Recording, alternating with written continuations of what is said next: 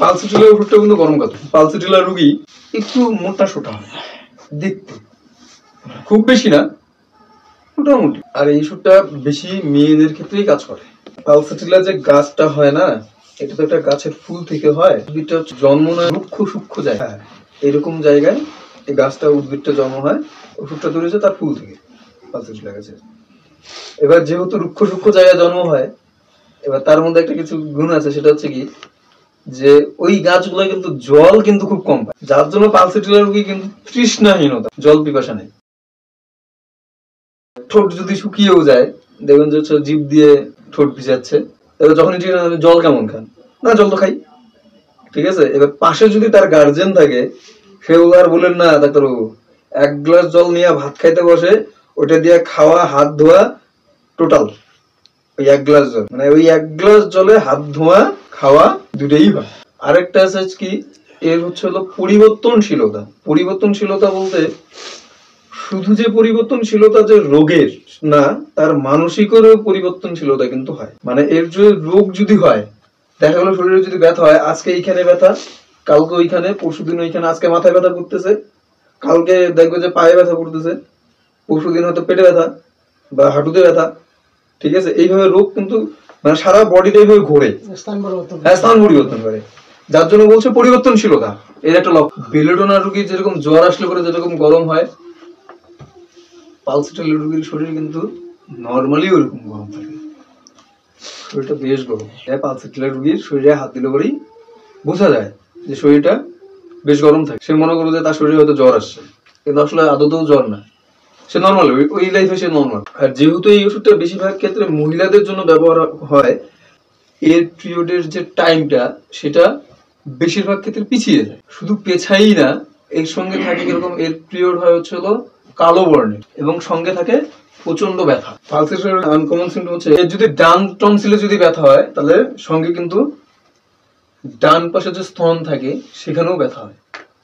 ডান টনসিলের সঙ্গে ডান স্তন, আবার হচ্ছে হলো ডান টনসিলের সঙ্গে ডান অন্ডকোষ। মানে মহিলা যদি হয় তার স্তনে ব্যথা হবে, আর পুরুষ হলে পরে তার ডান পাশের অন্ডকোষে ব্যথা হবে।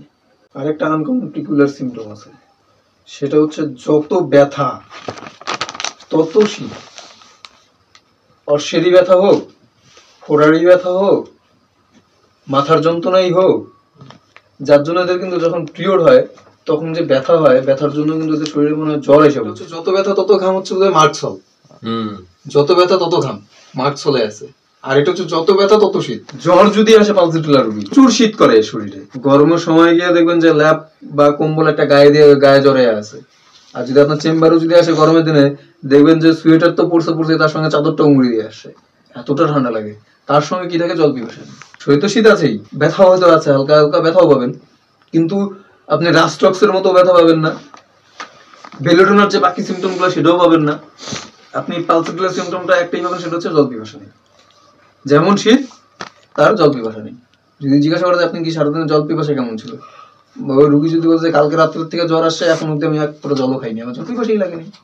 এবার আরেকটা জিনিস আছে, সেটা হচ্ছে কি, যারা ফল খায়, ফল মানে ফল খাওয়া দাওয়ার পরে হয়তো পেটে গ্যাস হয়েছে বা পাতলা পায়খানা, এমনিতে তো নর্মাল ক্ষেত্রে এদের মল এক এক দিন এক এক রকম। হ্যাঁ, পরিবর্তনশীলতা যেহেতু, এক এক সময় এক এক রকম।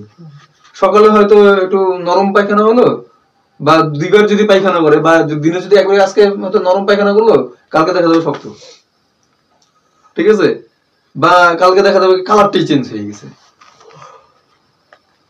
যে বলবো যে আজকে কিরকম একটু সাদা সাদা মনে হলো, আবার পরের দিন জায়গা দেখবে যে না আজকে একটু সবুজ সবুজ। মানে এই যে পরিবর্তনশীলতা, তার কিন্তু মানে টোটাল হোল বডিতেই কিন্তু পরিবর্তনশীলতা কাজ করে,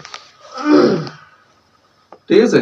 এবার আপনি যদি দেখেন যে কোন রোগী মুগ ডাল বা তৈলাক্ত খাবার, এই যে শীতের দিন আসতেছে, এখন পিঠা, তেলের পিঠা তো প্রত্যেক বাড়িতে বাড়িতেই হবে, খাওয়া দাওয়া করলো, খাওয়া দাওয়ার পরে ওইরকম অ্যাসিড হয়ে গেছে, কিন্তু তার সঙ্গে তো আর কোনো জল পিপাসা নেই। মানে জল পিপাসাটা এটা কিন্তু মাস্ট, এটা থাকবেই এর সঙ্গে। ফল খেয়েই হোক বা যে কোনো ভাবেই হোক, যদি তার আমাশা বা পাতলা পায়খানাও যদি হয়, আপনি যদি দেখেন যে না সারাদিনে তার, যখন জিজ্ঞাসা করবেন সারাদিনে তার জল পিপাসা ছিল না, তখন কিন্তু আপনি পালসিটিলা ব্যবহার করবেন। আরেকটা জিনিস আছে, সেটা হচ্ছে পালসেটিলা রোগীর, আমরা যে অনেকের দেখি না চোখের মধ্যে আঞ্জনি উঠে, বেশিরভাগ ক্ষেত্রে পালসেটিলা ওষুধটাই কিন্তু হয়। মানে পালসেটিলা রোগীর ক্ষেত্রে এই রোগটা বেশি হয়। ওই চোখের উপরের পাতায় গোটা হয় না এক ধরনের আঞ্জনি বলে ওটাকে, এটা কিন্তু বেশিরভাগ পালসেটিলা রোগীদেরই হয়।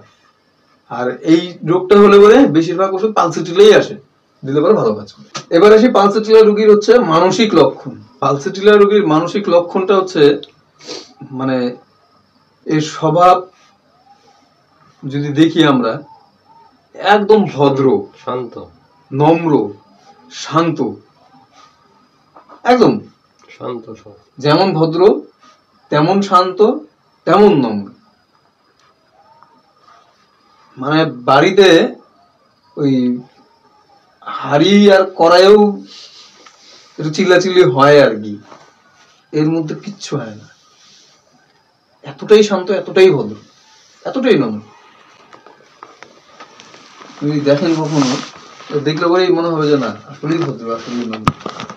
যার জন্য কি হয়, এদেরকে আপনি যতই ভালোবাসেন, যদি কারো যদি মেয়ে যদি হয় আর কারো যদি বউ যদি হয়, ঠিক আছে, মেয়ে যদি কারো যদি হয় যে পালসেটিলা, মানে বাবার কাছে আবদারও যেমন, বাবার আবদার তো থাকবেই, বাচ্চাদের তো আবদার থাকেই, কিন্তু তার চেয়ে তো বেশি আবদার থাকে তার ভালোবাসা।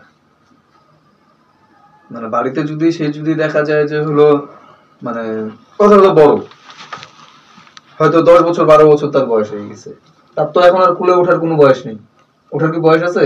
কোলে ওঠার কিন্তু তার কিন্তু বয়স নেই। কিন্তু পালসেটিলা হলে পরে সে ওই বয়সেও একটু বাবার কোলে চড়ার যে শখ, ছোট ভাই বা ছোট বোন যে উঠে, সেটা দেখে তারও একটু শখ হয় যে একটু বাবার কোলে উঠি। যদি না উঠতে পারে সেটা লজ্জার খাতিরে পাশে যখন বসবে হয়তো বাবার গলা ধরে বসে থাকবে, বা বাবার একটু হাঁটুতে একটু ছুঁয়ে বসা। হ্যাঁ, মানে এই যে বিষয়টা, ওর একটু ভালোবাসা চাওয়া, এই জিনিসটা পালসেটিলা রোগীর খুব। ওকে একটা ধাওয়া দেওয়া যায়। পালসেটিলা রোগীর দিকে একটু চোখ বড় বড় করে তাকানো যায় না।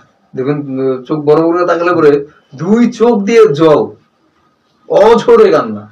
আপনি নেট্টামিউর যেরকম পড়লাম, নেট্টামিউর রোগীতে যেরকম হচ্ছে আপনি সান্ত্বনা দিলে পরে ও একদম আপনাকে মানে উল্টা গালিগালাজ দিয়ে দিবে। সিপিআর যেরকম সান্ত্বনা দিবেন তো আপনি কাছেই যেতে পারবেন না। সিপিআর যখন রাগ উঠবে আপনি কাছেই যেতে পারবেন, হ্যাঁ, সামনে যেটা হবে সেটা দিয়ে ঢেল মারবে। মানে আপনি দেখেই বুঝবেন যে না এখন রাগ উঠছে, এখন সামনে যাওয়া যাবে না। মানে ওর কাঠামোটাই এরকম। আর নেট্টামিউর আপনি বুঝবেন যে এখন রাগ উঠছে, এখন কিছু বললে পরে হবে না, ও যতক্ষণ চিল্লাইতেছে বা ও একটু রাগ দেখাইতেছে, হ্যাঁ, ও একটু পরে ঠান্ডা হয়ে যাবে, তখন ও অলরেডি ভুল বুঝতে পারবে। 10-15 মিনিট পরেই ও ভুল বুঝতে পারবে, শান্ত তারপরে। আর এই পালসেটিলা রোগী আপনি শুধু চোখ বড় বড় করে তাকালে পরে কান্না করবে, ও তো আপনার সাথে তো চিল্লিয়া কথাই বলবে, চিল্লিয়া কথাই বলবে না। এবার তারপর যখন কান্না করতেছে তখন যদি গিয়ে যদি একটু পাশে বসে, বেশি না যদি খালি একটু পিঠে যদি হাত দেয়, একদম তাহলে একবারে আলুর মতো বলে আলুর মতো বলে দেবে, তুমি কেন আমার সাথে এমন কর, তোমার আমি কোন কথাটা শুনি না, তোমার তো প্রত্যেকটা কথাই শুনি, তুমি আমার সাথে তাও এরকম ব্যবহার করলে, একদম আরো মানে আরো কাঁদবে, আরো কান্না করবে। আর একটু বুঝাইলে পরে ধীরে ধীরে ধীরে ঠান্ডা হয়ে যাবে। আর এই প্রত্যেকটা বাড়িতে যখন মেয়েগুলো যখন বউ হয়ে যায় না, তখন কিন্তু বেশিরভাগ পালসেটিলাই থাকে শুরুতে। আর সেই বাড়িতে যাওয়ার পরে সেই বাড়ির লোকজন যে ব্যবহার করে, তারপরে সিপিয়া, নেট্টামিউর, ফসফরিক অ্যাসিড, ঠিক আছে, পরে এগুলো তৈরি হয়, পরে এগুলো তৈরি হয়ে যায়। আগে কিন্তু শুরুতে কিন্তু পালসেটিলাই থাকে, মানে শুরুর স্টেজটা আর কি 6 মাস যাইতে যাইতে ধারণ করে ফেলছে। আর তারপরে তো কিছু লোক তো থাকেই একটু অন্যভাবে থাকে। আচ্ছা, নেট্টামিউরের একটা কথা আমি বলতে ভুলে গেছি, শীতের দিনেও তারা ছাতা নিয়ে যায়, রৌদ্র সহ্য করতে পারে না, শীতের দিনেও তারা ছাতা নিয়ে যায়। আমরা অনেক বাচ্চা কাচ্চাকে দেখি স্কুল থেকে আসার সময় বইটা রৌদ্রের দিকে দিয়ে আসে না, অনেক বাচ্চা কাচ্চাকে দেখি কিন্তু আমরা, এরা শীতের দিনেও ছাতা নিয়ে যায়। আপনি নেট্টামিউর এইটা কিন্তু জিজ্ঞাসা করলে পরে বাকি আর লক্ষণগুলো একদম সুন্দরভাবে পাওয়া যায়।